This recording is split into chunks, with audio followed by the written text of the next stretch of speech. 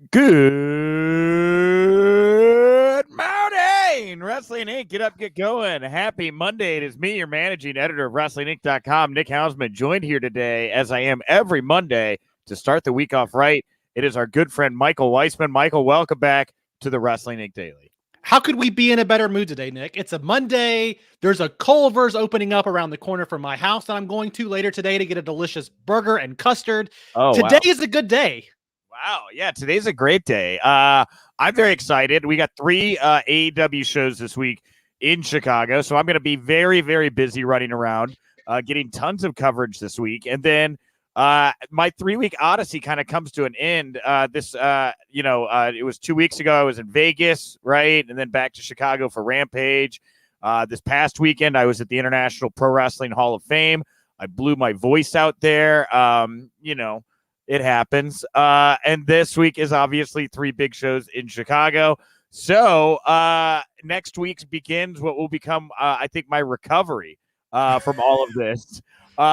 Nick is going into recovery. Thank goodness. Finally. Yes. I don't want to poo-poo all of the great things that I get to do, but I am becoming bruised and weathered, and my voice is shot, and it's all taking a toll. And so I'm looking forward to time with my girlfriend and my dog. But more importantly, I'm looking forward to time with everybody here today and you, Michael, because we have some huge pro wrestling news from this past weekend to get to here today. If you are watching us live, jump into the comment section. We will bring your comments over onto the show here, like Dave In, who said Houseman versus Weisman. A lot of mans in here. Man-on-man action today.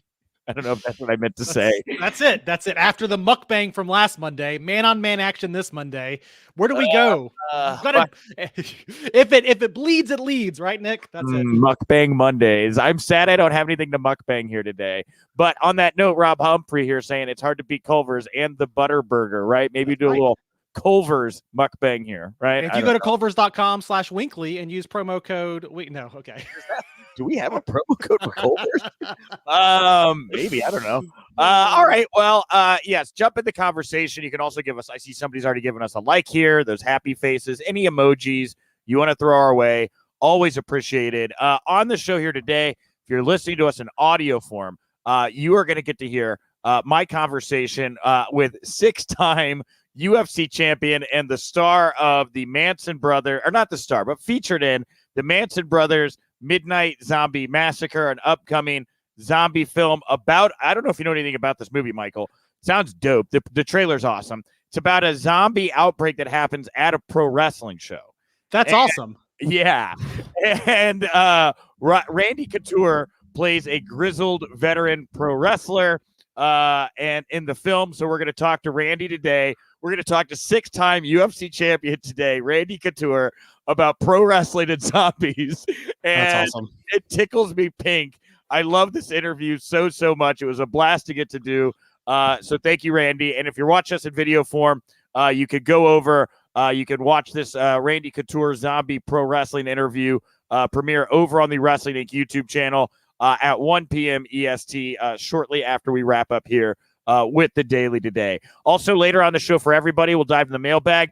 We're going to talk some Brock Lesnar stuff. Obviously, Brock, Randy's one of his greatest nemesis over in the UFC octagon. And right now, Brock Lesnar seems to be butting heads with Roman Reigns. We'll get into that more later. But who do you want to see Brock feud with and wrestle after Roman? That's what we're going to dive into at the end of the show in the mailbag. But before we get to any other news, of course, this past weekend, our own Polio Del Mar was featured at NWA Empower, a very woman-friendly historical event at the Chase.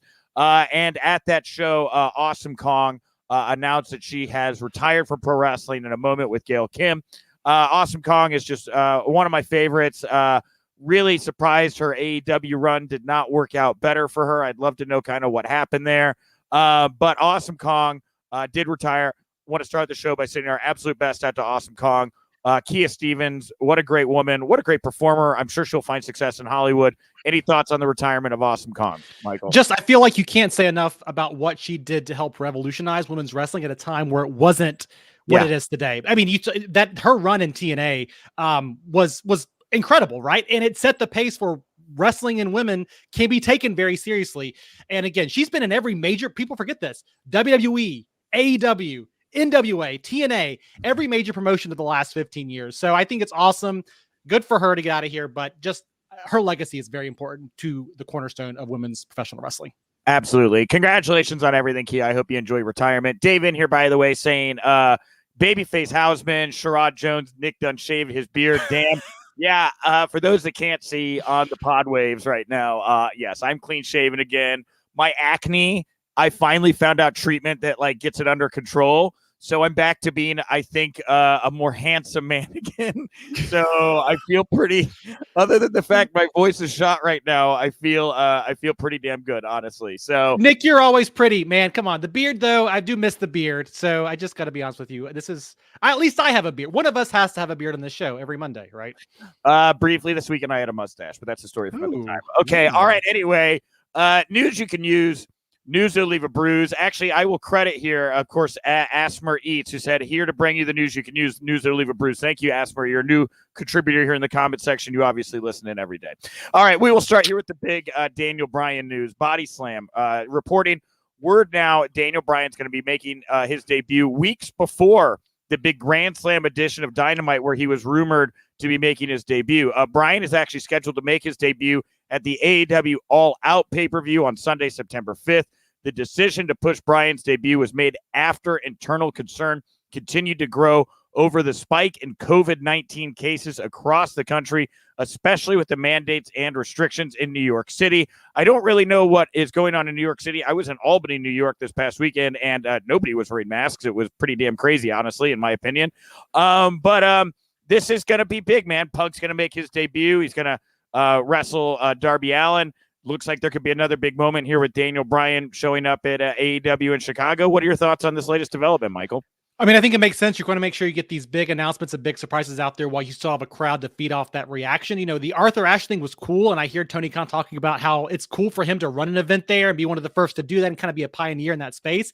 I understand the appeal, but I think this Sunday, AEW All Out is going to be their biggest pay-per-view audience that they've had yet, and a way to cap that show off with a debut like Daniel Bryan is going to keep fans tuning back in. And again, you want that fan reaction. You don't want to be stuck in a situation where, hey, it hits, later October, November, we have Daniel Bryan. We don't want to debut him for 6 months. So right call.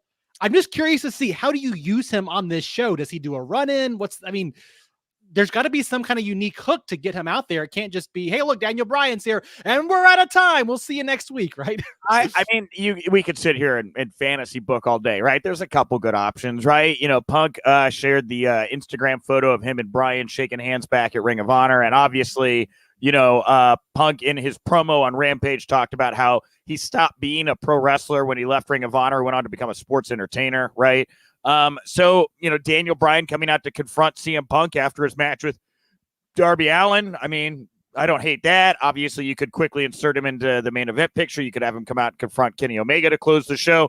Hell, the talk about him wanting to work in Japan and be more involved with New Japan. I could see him after the Kojima John Moxley match coming out and maybe offering some praise, maybe a hand clap, from the crowd, or I don't know, but something that inserts him more into that mix. I mean, there's a bevy of ways you could introduce Daniel Bryan into the product. All of them good. All of them. Yeah. Good. Well, and I think, you're doing something really cool here too, which is AEW has a great pattern in the last 2 months of giving you something big, giving it some time to breathe, and then coming out with another big announcement 2 or 3 weeks later. So I like that they're building this momentum. Ratings are where they are in AEW right now because of the week-to-week storytelling that they're leaving us with. So Daniel Bryan coming this Sunday, perfect timing, 2 weeks after the debut of Punk. Incredible. I like it.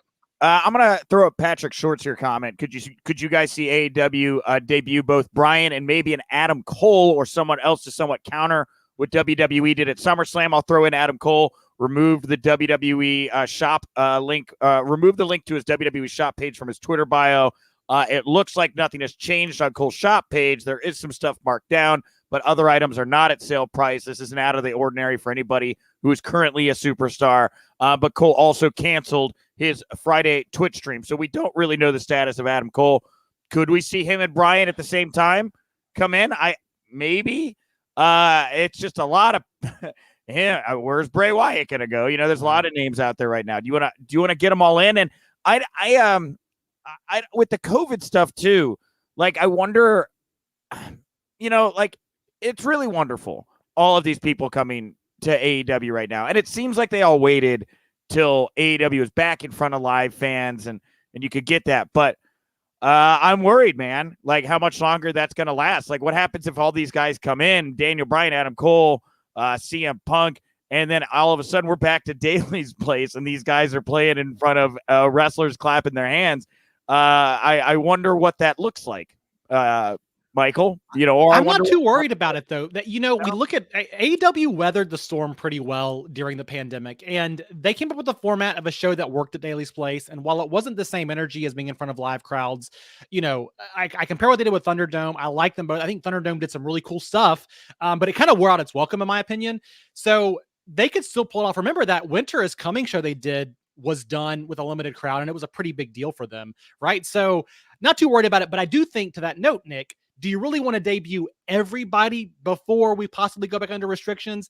And Adam Cole, big get. I think most people would agree, not as big of a get for AEW as Daniel Bryan. And I almost wonder, you save Cole. Tony Khan does not layer that many surprises and debuts at the same time, right? So Daniel Bryan back-to-back with CM Punk this close. We leave Cole for maybe Full Gear, or later this year in November. What's the name of the pay-per-view that was running in November? Revolution? No, that's Full Gear, right? So we save him for Full Gear. We do something else. I don't think Adam Cole's coming out this Sunday. Yeah, I don't know, man. Look, if this is right and they're worried about the COVID stuff and they just want to get everybody through the door, I'm not really counting anything out. You know, I mean, on that note, we have some AEW COVID news here. The Observer saying a match was pulled from Dynamite, the taping in Milwaukee, due to COVID-19. One match that was not advertised but planned and was to be advertised late had to be changed or pulled altogether after 2 participants tested positive for COVID-19. No word yet on who they were, but both were fully vaccinated. Neither had any coronavirus symptoms, but AEW found out about the diagnosis before the match was announced.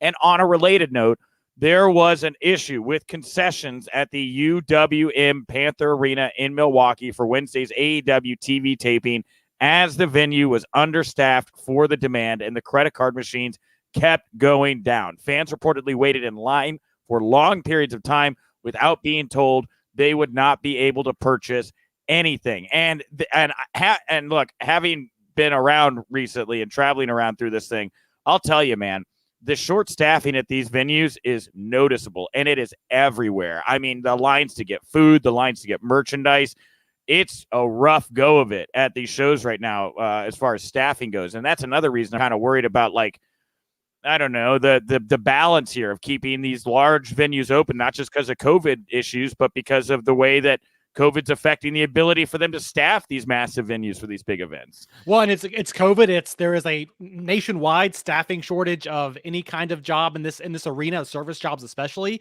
So we're kind of hitting a really weird national economic impasse. I feel like where, you go to your local McDonald's or whatever, people are closing down eating rooms because they can't have enough people to staff to service people out there. So it's a lot of things going on. I'm really curious what the push and pull is here. And you know, we're talking about Florida. Florida's not been heavy on the sanctions in the past in the same way that New York has been, or other countries, or other states, I should say. So we'll see, man. I think there was a point we all believed we would not go backwards, right? COVID was not going to get us going backwards, and we're going to be under more restrictions.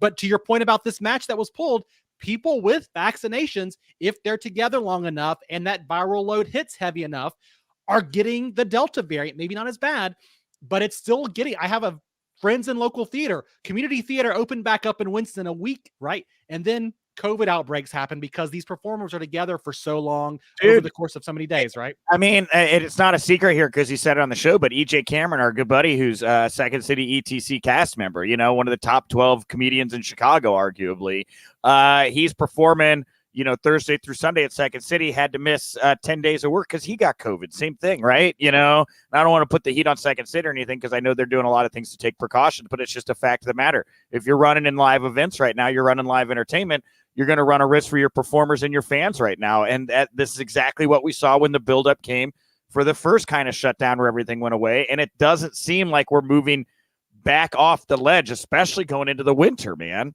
Like it's just going to get better. It's just going to get worse, as we kind of head into these colder winter months when this virus seems to be much more virulent, and does it stop at a Delta variant, right? Like, do we get a Lambda variant? Like, how many, sorority and fraternity letters can we use to describe what's on the way? So I have a lot of hesitations. I know there's a lot of people in industry that do as well. I think it's great to see all these big names bandied about it, jumping to AEW, but I do wonder what it looks like if you have all these big names all at once come in and all of a sudden you're back to running Daly's place. It's just, it's not I'm not saying it's like bad. I'm just saying it's a fact. And I just wonder what that's going to look like, Right. Well, and this is where, yes, of course you can catch. Being vaccinated still helps. And if more people get vaccinated, it lessens the chance of us having more variants because COVID's not out there infecting and getting strong and all that stuff. But for AEW's perspective, it does suck because their live event attendance has been picking up. Their live event crowds, you've heard Jim Ross talk about how hot these crowds are and how special that is. And it feels like they're showing up with signs. They're bringing the energy. It feels like AEW came out of this pandemic ready to run, man, just freaking run. And I hate to see anybody's pro wrestling momentum slow down, but especially AEW right now slowed down because of this, but it's feeling a little bit inevitable. Not to be naysayer, not to be doom and gloom. Right. That's what it seems like. All right. King Rail here with the super chat. It's because people are making more money from unemployment than actually working. I know a few people making more from doing nothing. And I'll also throw in Brian Bill's 1417. Unfortunately, got to take away the free money, need a working class. Now, I see this narrative out there. These people work, taking advantage of the system. I think it's very callous, and I think it lacks empathy because here's the problem. You want to force people back into an environment where they could get sick, possibly die, right? This is not the time to act as if things are normal right now. I think that these public service assistance programs are more needed than ever. And if people want to stay home and take care of their kids and not risk getting sick, you should not shame them for that, assholes, okay? It is something right now that is very real, and it is something that needs to be taken. I think there's a case to be made for a lot of people not having to go to work right now, the service industry, right? And waiting to ride this thing out. It's going to be it's going to take a tax on our economy. It is absolutely going to do that. But you know what? A lot less people are going to die, and lives are the most important thing right now. So it saddens me. I know that the eviction moratorium is about to come up. I know after Labor Day, 7.5 million people are about to lose, their public assistance right now as they've been trying to do their best to get through this very, very, very hard time right now. And it breaks my heart that a lot of people are going to be forced back into the workplace and are going to get very sick and more people are going to die. And it's very unnecessary. There's also just worth pointing this out as well. Echo everything you said, Nick. There is no one reason the workforce is where it is right now. Let's just clarify that as well. It's very easy to paint a broad stroke and say, hey, unemployment is up. So our unemployment benefits are out there. That's why nobody's showing up to work. Work is different in 2021 than it was in 2015. And for us to point, as somebody who works in a field where staffing is an issue outside of the media work that I do, staffing complaints, staffing issues are a variety of factors right now, including the fact that who of us wants to go work in a job that, to your point, is COVID exposed or just labor intensive? It's just is thankless in a lot of cases. There's a lot of reasons staffing is where it is. Please don't just blame unemployment benefits. People do need those things. Exactly. Right. So on that, we'll move off the COVID talk here. It does look like there could be another return to pro wrestling from somebody that's been out of the mix here for a while, and that is Paige. During a recent Twitch stream, Paige revealed her contract is up sooner than later, June of 2022. Paige also tweeted over the weekend, "I'm not done yet." She flexed her bicep emoji, or she shared a flexed bicep emoji. I mean, good for Paige, right? We saw it with Daniel Bryan. We've seen it with Edge. We've seen it with Christian. These people coming back from these injuries that a lot of people said would be the end of their careers. She's been very outspoken, kind of about WWE, especially when the unionship stuff came around last year during the Zelina Vega period. She had that breakdown over Alberto El Patron, and what she went through there and having to kind of share space for a while. I don't see it as a sure thing that Paige stays with WWE, and we'll see where we're at in June of 2022. Man, I mean, her in the AEW women's division, or really any division, a no-brainer, man. She'd be a huge get for anybody that could grab her if she's good to go. Well, you talk about the women that are out there that could potentially make a return to wrestling and make a huge impact immediately in AEW. We've mentioned AJ Lee on this show before, especially with the Punk relationship there. Paige is another one where if she shows up, the AEW's women division takes on a whole different tone immediately. Now, here's the thing. Paige out there, right? Just like Edge, just like Daniel Bryan before. If you remember, the Daniel Bryan thing came down to he had to be approved by WWE's doctors, and it felt like there for a moment he was considering jumping ship before his last contract negotiation until he got approved by WWE's doctors. We don't know what all happened with Edge, but again, there was some rumors and innuendo that he might look elsewhere for his chance to get back in the ring. It's almost like if they play this game of chicken, right? If you pull that trump card, is she more likely to get approved by WWE? My question would be, you look at the landscape, does she even want to go back there? I mean, we saw Zelina Vega go back there despite her concerns with all the union talk last year, or for the union talk, I should say. So does Paige end up in a similar boat, especially with her desire to do more Twitch and streaming and stuff like that? It's going to be interesting, but I would love to see her back in a ring somewhere if she is physically capable of doing it. Totally, man. You know, and like the other big one out there, the comment section is moving so quick now, so I apologize. I don't have time to go back and find it. But whoever brought up, the Nikki Bella being very outspoken right now, being banned from SummerSlam or whatever the F happened there. That was weird as hell. Man, there's like some, and then you look at, some of the other big name free agents, we have the Inspiration right now that's what the Iconics are going to be known as, there's a lot of big name women out there. We've seen a huge influx in these white guys coming into AEW right now with Cloud. It'd be nice to kind of, see a little bit more buzz about, what they're going to be doing to bring in and spice up that women's division. Ruby Soho is a big get, but there's a lot of other women out there that you could infuse into that division that would really help it, catch fire at the moment. I agree. And to your point, let's get a more diverse roster out there. It's the thing that people are like, well, Paige has said she'd never leave WWE and yada, yada. Yeah, but that was before, right? And if you listen to Tony Khan was on Wrestling Observer this weekend talking a little, or he was talking this weekend about some comments about his conversation with Jon Moxley, getting Jon Moxley to come over and how big of a deal that was. He said the days of wrestling 250 days a year are over, right? He sees the business in a different light, and for a talent like Paige or whoever to consider jumping ship, they're considering that road tour that WWE has just picked back up again as COVID restrictions have lessened.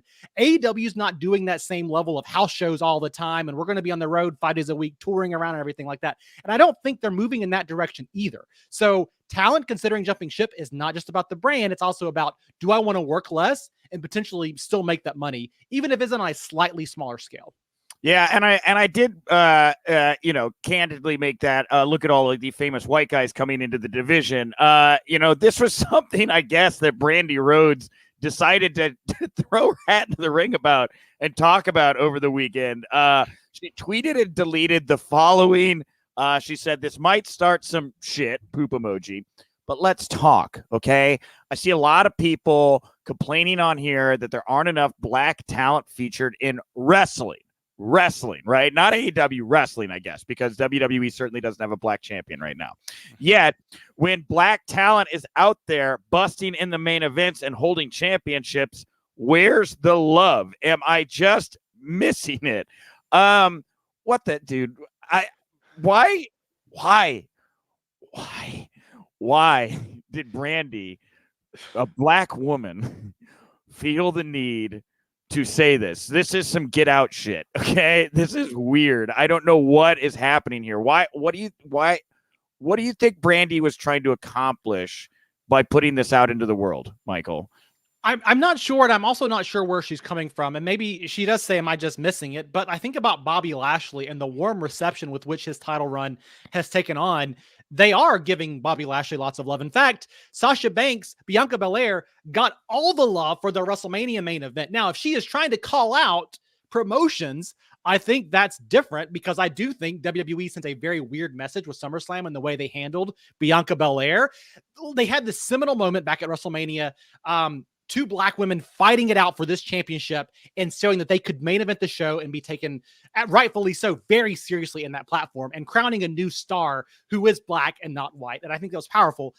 They undid that. Maybe she's referencing the way WWE's been handling. Maybe it's the fact that there's not. No, dude, this is obviously her projecting about what people say about AEW. In my opinion, it's not as. It's just not as prevalent over at. Look, Bobby Lashley has been on top in the main event of WWE for quite some time, and he gets love all the time. People talk. Yeah, exactly. People talk all the time about how much they love Bobby Lashley as champion right now. I just don't see it. I think this is her absolutely projecting about what people are saying about AEW's lack of diversity. I think the only black man or person to hold a title in AEW was Scorpio Sky when he was the first tag team champion. It was actually the question I asked him at the first show. I'm not like it's a very weird topic, right? Because like a lot of people have a lot of different opinions on this, but representation matters. It is something where when you're looking to try to connect or you're trying to inspire, you're trying to bring more people to the table, representation is very important. And I do think that it is, something with AEW right now. I don't know why a lot of other, talent of color is getting more opportunity. We'll see what the Lucha Brothers here, right? Mexicans, right? It would be great to see, some Latin representation at the table as well. But I was trying to bring it up here. That's why I was a little distracted. But you look at the AEW All Out poster that's out there right now, and it's a whole bunch of people, and the only person of color, I believe, on the poster is Mark Henry, right? And he's kind of like down on the side, and he's not even an active wrestler, right? Like I don't understand why this is a blind spot, and it doesn't help their cause at all when they're what is her title? Chief brand officer, the brand creative officer, something like that. Yeah, like she's a C-suite, right? She's got a title there. When one of your employees is coming out and saying something like this that is obviously so projecting and drawing attention to it, I don't know. It's something that's like they know there's a problem, but the reluctance to do anything about it is very weird to me. Especially whenever she is married to also not only is she the chief whatever officer, she's also married to one of the executive VPs. Yeah, I think it's a weird thing in AEW's situation right now, where when they came on the scene, there was this big push for representation and treating wrestlers differently and better and giving more people opportunities. And rightfully so, that has kind of dried up as they have brought in stars like CM Punk, who are big names, established stars like the Bucks and Kenny Omega, who are not a minority. They are white, right, across the board. And it's something they've got to reckon with a little bit, that right balance. And again, you mentioned it with the women earlier. What is the right balance of we're going to bring in established talent to make money, and it's paying off for them, and they have a white hot product, no pun intended, but you have this really hot product right now, and at the same time you are not bringing in, like, you're not giving that platform like you were early on, not just to their own homegrown talent, but to their homegrown minority talent. And I just, it's a tough one to play, because I love AEW right now, right? So it's a tough one to kind of it's a complicated issue, right? And I've seen people here in the comment section, or at least one person here talk about, I think it was Dell in here. Does she have amnesia? Nyla Rose is black and was champion. Nyla Rose also represents the LGBTQ community, right? We don't really see a whole lot of Nyla anymore. I don't know where Sunny Kiss is, right? Other than being used as a prop to get Joey Janela's heel turn over. I don't really know that. I don't know. Anyway, you're right. Early on, there was a lot of talk about these issues, and as time has gone on, it does seem like they have faded away. And it would just be nice to see them kind of more proactively try to diversify their product a little bit and have that representation there, And I'm not just saying, like, just because somebody is black or part of the LGBTQ community, you need to push them, right?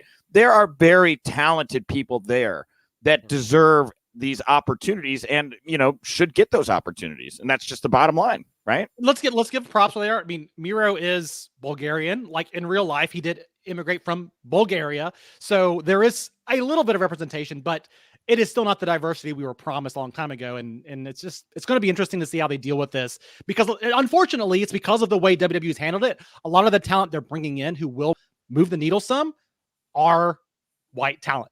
Right? Yeah. And, I think the last thing I want to say about the Brandi comment is, like, the fact that she phrased it in a way where it's like, when we put black people in main events, nobody says anything. It almost feels like an excuse to go back to pushing white talent. And I just thought it was like, Brandi says and does a lot of things that kind of rub me the wrong way. But this in particular, really, I thought was exceptionally tone deaf and brought attention to something that I don't think that she should probably be putting attention on. I think anything, I think a message about how proactively she and the company are working to push more people of color and women would have been a better tact. This was not it. I interpreted that comment very differently than when I saw it. And I thought it was the big point I have with it is it feels like it's kind of stirring broad shit without a real purpose in mind. And I think the comments like this aren't productive. Like it feels like you're trying to like have this little bit of, I don't know. It's just, don't be passive aggressive about this. How about that? You got something you want to call out? Maybe say it more directly. Don't be whatever this is. Anyway, moving on. Rob Humphrey here. Does Kenny being Canadian count towards diversity? As Daniel Price said, no, Rob. No, it doesn't. It doesn't. Well, let's talk a little bit about the other brand right now out there that used to go head to head with AEW, NXT. So rapper and noted pro wrestling fan Wale has revealed the new NXT logo and a snippet of the new NXT theme song. It was retweeted by Triple H. It was shown on SmackDown. I'm going to pull up the logo here in just a second. But, dude, this new logo, I don't know, man. Like, what is your take on the new NXT logo? As soon as I saw this logo, right, you see the splashes of color coming up. Like, it's not splashes. Like, it's streaks of colors and pops of colors. It looks like somebody took a paintbrush and kind of splattered it along the canvas here. But that's kind of what AEW Dynamite debuted with. Now, it was not splashes of colors. It was poofs of colors, right? Poofs of chalk and all that. But it felt like they were trying to do that AEW calling card of, look, we have lots of color, which was very different when AEW debuted. And it was NXT was gold and Raw was red only and SmackDown was blue. So that was the one thing. Now, I did not hate the logo design like some people, and I know some people have been like, it's not balanced, it's asymmetrical, and there's lots of like conversation around that, but that's a weird stance to take when there are lots of, here it is. Like, okay, the color, right? Like, I get it, but that's what AEW did whenever they debuted Dynamite, was have lots of color, and that's what made them different, right? Yeah, my first thought when I saw it was, wow, they are just ripping off of AEW's splashy color gimmick. Like, I thought it was a very weird response to them to be like, hey, let's be more like AEW. That seemed like the wrong tack.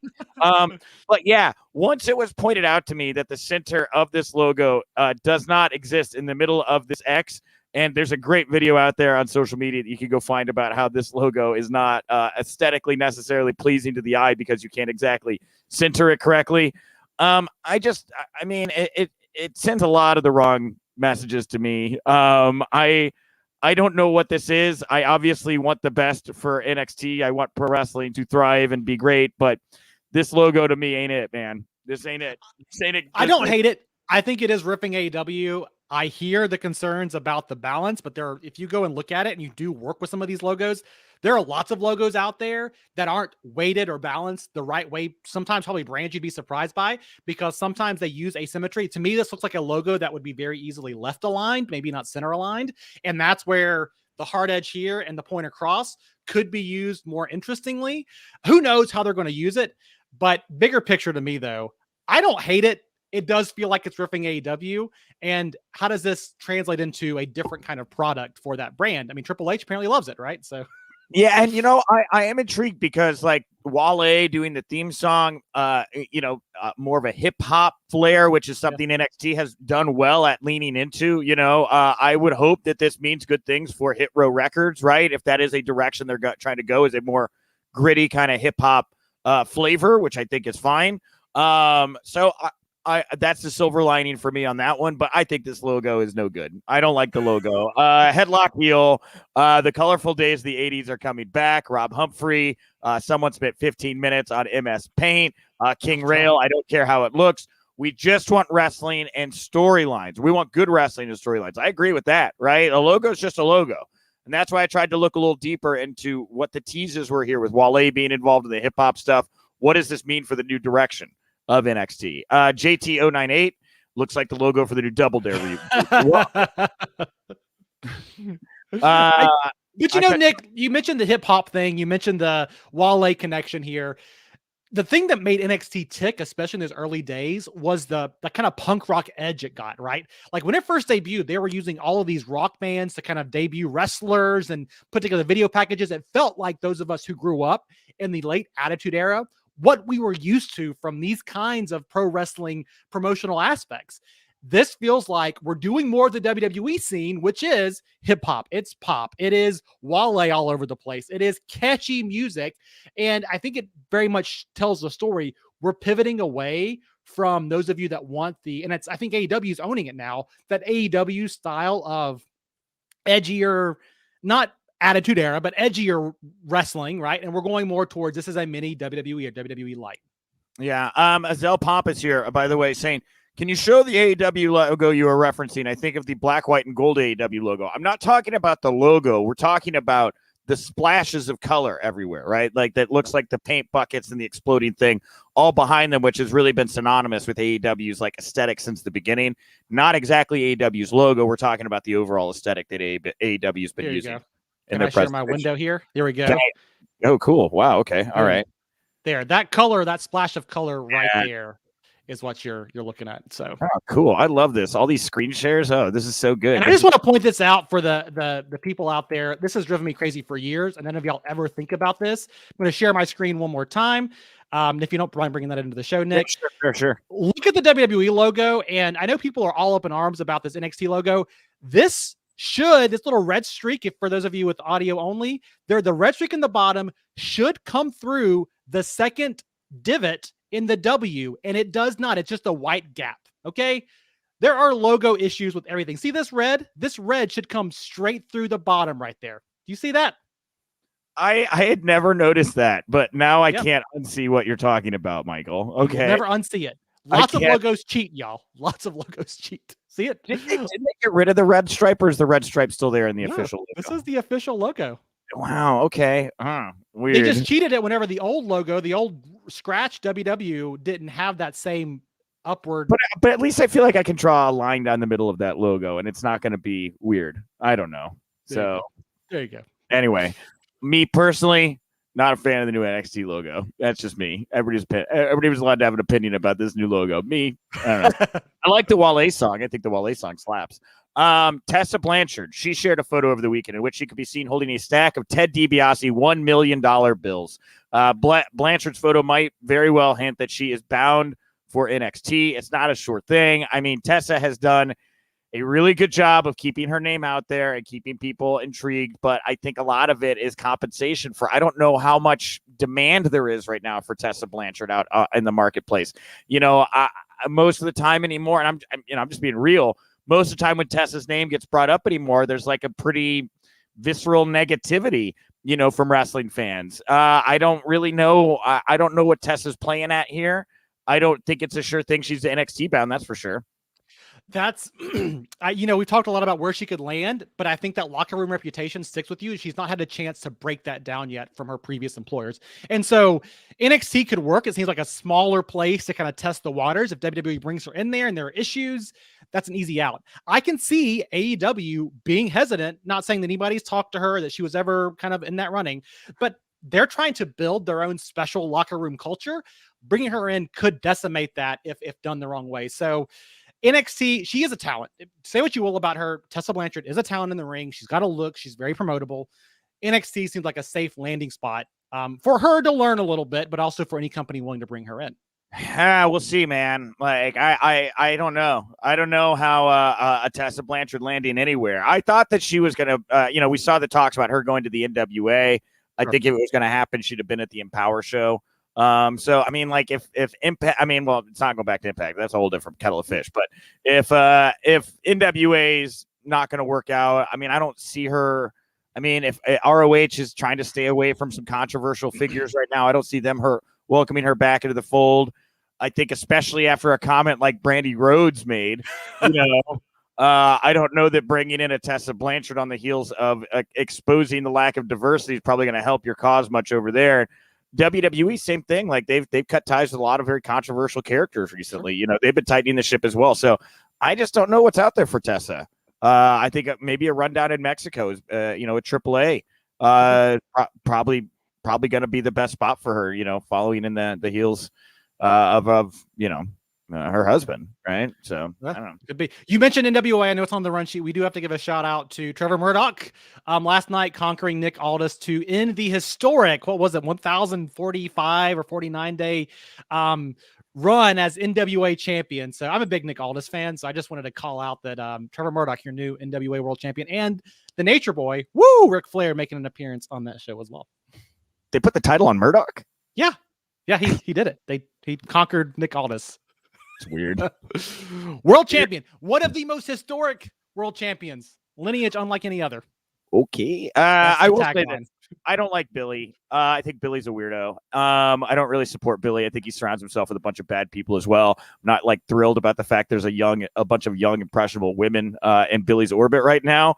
I am very happy that those women got to have their moment. I thought some good things came out of it, but questionable. A lot of questions I have around Billy and the NWA. All right. Power. It's in the name, Nick. Empower. Right there. You go. All sins are forgiven. That's how it works, right? Okay. So Bleacher Report. By the way, Eric Clark here saying, "Do you see what Goldberg said about Bobby Lashley?" I have Bobby Leslie, I guess is what he wrote here. I have not seen what Goldberg said about Bobby Lashley, but I do know what Matt Riddle said about Roman Reigns. He was talking to Bleacher Report, and he responded to Roman Reigns' recent comment about how SummerSlam was legitimate needle-moving stuff for the company, with Brock Lesnar coming back and him main eventing, and I guess all these records that WWE set viewership-wise. So Matt Riddle says the following. I'll read it in full. "No disrespect to Roman. He seems like a swell fella, but at the same time, it's like when people say they're a good parent. You know what? If you're a good parent, your kids would be telling you you're a good parent. When he says saying acknowledge me or I move the needle, no, you don't. You're related to The Rock. Shut up. Like, I'm not impressed. I could beat you up in a real fight, so shut your mouth. You're not moving needles. I'm the real stallion. RK Bro is moving merch. We're moving the needle. That's it. I don't want to say too much. I'm not trying to get in trouble. Hey, hats off to him. He's amazing at what he does. I do like what he does, but at the same time, it's like, get off your high horse. You're in that spot for a reason. You're not a bro. You're second generation. Actually, I think he's like third or fourth, whatever. I'm first generation." Now, Riddle makes several. Look, I'm not a huge Matt Riddle fan as well, but Matt Riddle makes several good points here, right? I don't know that Roman Reigns would be in his spot here if he was not a legacy talent. And having been to several events recently, I'll tell you, man, RK Bro is moving some merch. But so is Roman, man. Like, the amount of people I see in Roman Reigns shirts just walking casually around Chicago. Roman is also moving merch. This to me is Matt Riddle doing what Matt Riddle is very good at, coming from the world of UFC, which is talking shit and positioning himself for some big money making matches. Go down the list. People want to see Riddle Brock Lesnar. People want to see Riddle Goldberg. And now people want to see Riddle Roman Reigns. And, you know, a lot of people don't make that transition from NXT to WWE very well. I think if you're an NXT talent, start taking notes on the way Matt Riddle was able to navigate that leap, because this is the kind of guy Vince McMahon likes. He likes big characters that are not afraid to show off their grapefruits. And that is that's what Matt Riddle's doing, and it's working for him. You know, it's such an interesting contrast, right? Because Riddle comes across on TV as super chill, everything's awesome, right? And then he calls out big names all the time. To your point, he's doing the UFC model of let's stir some shit up, because at some point one of these guys might come through with a match, with a big money payday. Now, I think it's funny that in the middle of this big thing about Roman Reigns and he's not the real deal, we are. By the way, buy some of my merch. My merch is awesome. RK Bro is the real deal too. So it's just funny. It does seem like Roman Reigns did get where he is because of some connections, maybe. He also earned a lot of things along the way. This current run is not what I would call out Roman Reigns for not being good at, right? I think people have been very receptive to the tribal chief Roman Reigns, and he legitimately is main eventing SummerSlam, SmackDown as this big, larger-than-life persona. But I got to give Riddle credit. He's getting his scraps on the side of the plate, making news, and that, to your point, navigating all of this very well while being what Vince McMahon wants from him. Yeah, 100%. You know, hats off to the guy for the way he's been able to, you know, navigate those waters. Because again, a lot of people do not make that transition from NXT to the WWE main roster well. And this guy did it, and he's thriving, right? And it doesn't hurt to have Randy Orton advocating for you and wanting to put you over. That is also something that go find you a Randy Orton or just become friends with Randy Orton. Do your own archive. I did find the comment somebody mentioned earlier about Bobby Leslie and Goldberg. There was a promotional video put out this morning, WWE. Bill Goldberg, said, and I quote, "I'm not coming for the WWE Championship. I'm coming for Bobby Lashley's soul, and I will rip it straight from his chest." I saw WrestleVotes saying this morning that as if it weren't obvious, Lashley Goldberg 2 is going to go down in Saudi. And if that is the case, Goldberg is going to do what he did to Bray Wyatt, and he's going to beat Bobby Lashley for that title because MBS said so. And that's the bottom line. So that's the problem, though, right? The problem is you talk about Roman Reigns and what's happening here with Matt Riddle, and everything they're generating here feels very authentic, and Riddle getting his little piece on the side here. Goldberg doesn't feel that like he's moving the needle for anybody on this side of the pond right now because he got his knee. He literally gave up the last match they had. What makes a compelling rematch about a guy getting hit in the knee, reacting to it about 5 seconds too late, and then now he's threatening him? Like, he just doesn't seem credible, and yet he's going to win. That's the creative problem in a nutshell. And you're not seeing as much of that on SmackDown these days. So, yeah. Well, Albania, by the way, we're going to take a little detour here. Albania Imperi or whatever this is. Bro looks 15 without a beard. Talking about me. Hushberger, Nick looks different.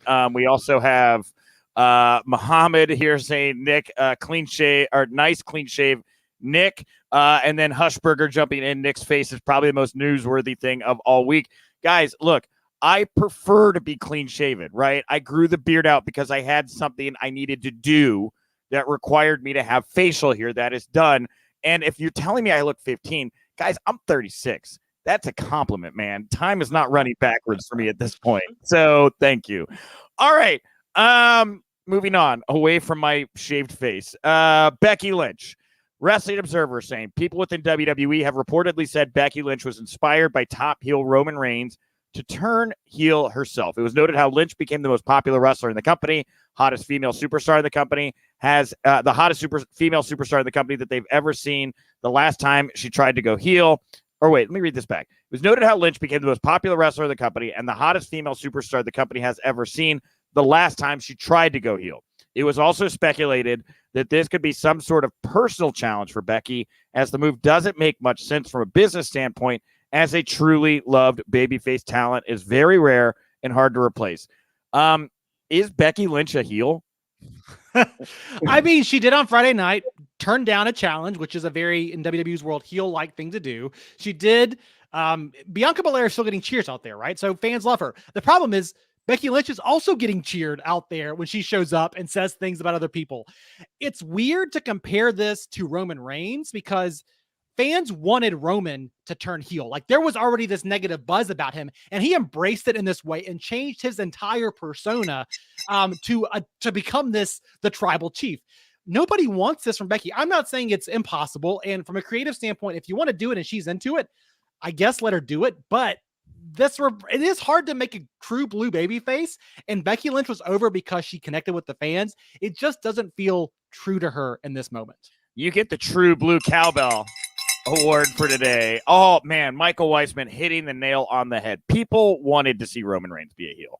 People wanted to boo Roman Reigns. People do not want to see Becky Lynch as a heel. People want to cheer Becky Lynch right now. Why you would take a guaranteed cash cow like Becky Lynch and water her down as a heel in this moment, I have no idea. And if I'm WWE and Becky Lynch right now, I look at the reaction she's got for her 2 appearances so far on WWE, and I start making some changes because it is not the right time for Becky Lynch to be a heel. In my opinion, Salve Capaferri, she's a tweener. No, I believe that true. Yeah, I think she's probably more in lines with a tweener at the moment. It looks like Thumbs Up Canadian giving us the thumbs up here. There we go. It just seems like the wrong time to be making Becky a heel. Fightful reporting, by the way, as well in Becky Lynch news that Bianca and Carmella were told ahead of time about Becky's return. The news of her return, though, was kept secret from most of the other roster members backstage. Her name was not listed on internal run sheets. WWE additionally added segments to the event to adjust for time since the planned Banks Belair match did not end up happening. This would explain the segment between Shinsuke and Rick Booge. It was also noted that the report that Becky and Seth's daughter Rue was in attendance.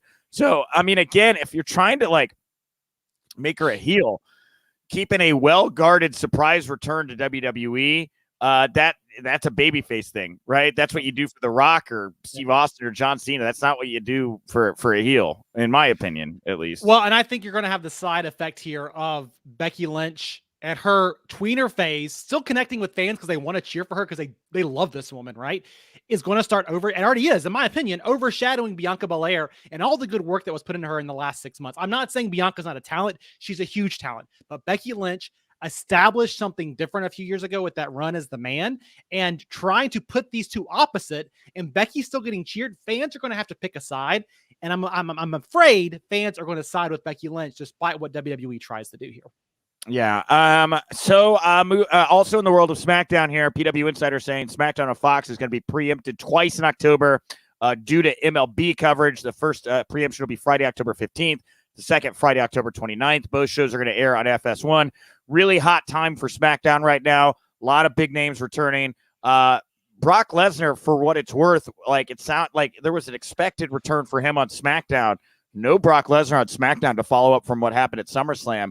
Very weird. We got Finn Balor instead to close the show with Roman Reigns. I see your face right now, Michael. What are you thinking right now? It's what I said last week in the show, probably, which is you brought Brock Lesnar back on Sunday or Saturday last week, and you teased him real big. This matchup, Roman Reigns, Brock Lesnar. The worst thing you can do is now pump the brakes on it for months at a time to save him until Survivor Series. I know they think it's a marquee match, and that's what we're building towards, and I like a long build. But when you have something hot, right, like Brock Lesnar, Roman Reigns, and then you cool it off for a month because we don't have dates or Brock Lesnar's on SmackDown and we put in other filler opponents, it just makes the whole feud feel a little bit lackluster as opposed to what happened on AEW, not to compare all the time, but AEW said, look, CM Punk's back. And guess what? In 2 weeks, he's wrestling Darby Allin, and they keep the momentum going week after week, and WWE they put too many breaks in there sometimes, dude. Well, but I was a little upset on Friday's Rampage because they teased Punk comments from Punk and Darby Allin on Rampage. Sure. A lot of people tuned in thinking you were going to get some kind of promo battle between Punk and Darby Allin, and what they got instead was a package with Punk and Darby Allin with a bunch of pre-tape stuff, right? I was very confused by that. Very, very confused by the whole false advertising for Punk on Rampage. They didn't really false advertise Brock Lesnar. I mean, I think it was just an assumption we were going to see Brock. Instead, we got Finn Roman, so I don't really know what was going on there. Just a weird time. You got all these big names and big egos right now playing a really interesting game at the moment. So, I don't know. I just hope they're not pausing for Survivor Series because that return was important. And for a lot of people, you got to capitalize on that momentum. I agree with you. The AEW thing was weird. Not saying that's the thing we should go after here, but Brock Lesnar needs to be on TV that next time. That's what they did with John Cena. John Cena, Roman Reigns worked because after he came back the month before, he was on TV that following Friday. Fans were buying into that. And I think the SmackDown ratings showed that out. Shiva Jones, you're saying that package was underwhelming, talking about the Punk Darby package. 2 seconds, dude. It was like not even a real package. Yeah, very weird. All right, one last thing here before we get to the mailbag, talk a little bit more about Brock Lesnar. And we are about 5 minutes away from the premiere of my Randy Couture interview, so it'll be a brief mailbag here today. But Braun Strowman has teased on social media that his new name is Titan, #Titan, I guess. And he also alluded to the fact he could be going to Impact. Has there been a bigger fall from grace in the history of pro wrestling if Braun Strowman goes from WrestleMania beating Shane McMahon to now, I guess, debuting in Impact Wrestling? That's a pretty far drop, Michael. It's a weird thing, too. A guy that a year ago was the face of your company, supposedly as one of your main champions. Yeah, it's a strange thing. It's just like maybe they just felt like they were paying him too much money. He still strikes me as Bray Wyatt also, but especially Braun Strowman is like the weird releases in this year. But hey, listen, go get that money, Braun. Titan, he's going to be a big dude, literally in a small pond. Impact doesn't draw in huge ratings, so maybe he'll move the needle for them. All right, everybody. Thank you, Michael, for joining me at the Top Show Talk the News today. Thank you, everybody, for tuning in. Thank you so much to Randy Couture. I absolutely love that conversation. We're about 5 minutes away right now from my interview with Randy premiering over on the Wrestling Nick YouTube channel. So you can jump out of this. You can jump over there, jump in the chat room, chat along with other fans as I talk to Randy Couture about Brock Lesnar, Ronda Rousey, zombies, everything else. It's a fantastic interview. So today's mailbag question. Once Brock Lesnar's done with Roman Reigns, who do you want to see him feud with and wrestle next? This comes from @Wink Daily, WINC Daily. That's the account to follow. We're on our road to 1,300 followers right now. With 63.5%, Bobby Lashley's who people want next. 25.4%, Matt Riddle. 7.4%, Happy Corbin. And 3.7% said somebody else. So by and large, Riddle, Lashley are the two people that fans would like to see Lashley with next. I don't think a huge surprise.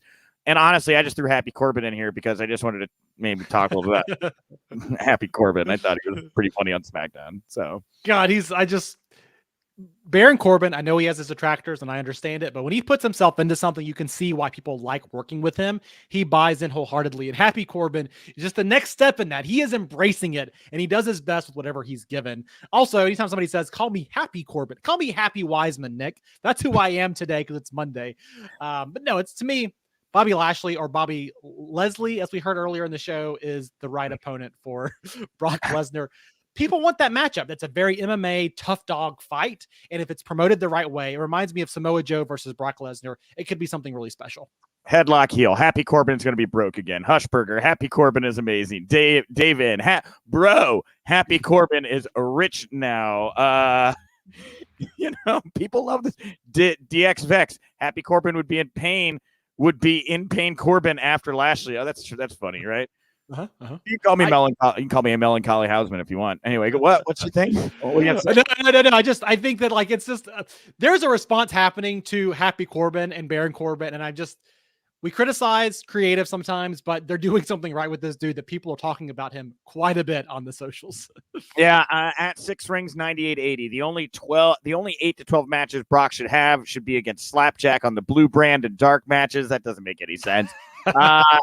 At California with a K, WZWA. If not Lashley, Lesnar going back to Drew would be good to get some matches out of them both. It needs to stay fresh, though. No feud retreads. I don't hate the idea of Brock Lesnar, Drew McIntyre again. They've done a really good job with Drew of keeping him out of that main event picture so that whenever he gets back into it, he's going to be great, Yeah, that could be fun. Brock Lesnar does limited dates, though, so I always love the newer, the better. Let's put him in there with some new... I just like the Lashley appeal, I guess. I'm just really bought into that in a way. Oh, Brock Lesnar Goldberg again, right? Everybody's begging for it. And lastly here at Michigan CT, Walter. Oh my God, we can only dream. What a fantastic cut that would be. Brock versus Walter. Okay, that's it, everybody. We're a minute away here from my conversation with Randy Couture debuting over on the Wrestling Nick YouTube channel. There's a lot of people tuned in right now. Everybody go over there, take this audience, go raid the next show. Michael, what do you want to put over here to wrap up the show today?